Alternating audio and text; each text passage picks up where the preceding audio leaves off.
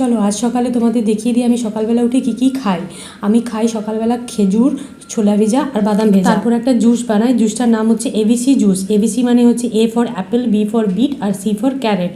এই তিনটেকে আমি কুচো কুচো করে কেটে নিয়ে মিক্সচার গ্রাইন্ডারে বেটে নিই।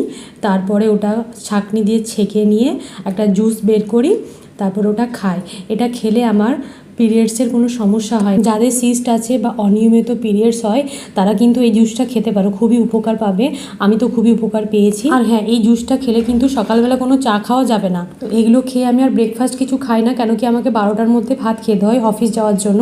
তো রান্না করে নিই। রান্নাতে আজকে কী কী হয়েছে একটু দেখে নাও। আলু ভাজা হয়েছে, উচ্ছে ভাজা হয়েছে, আর টমেটো পোস্ত হয়েছে, ডাল হয়েছে, আর ভাত হয়েছে।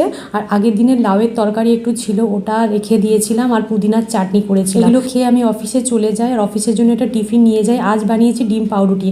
তো ভিডিওটা কেমন হয়েছে জানিও। টাটা।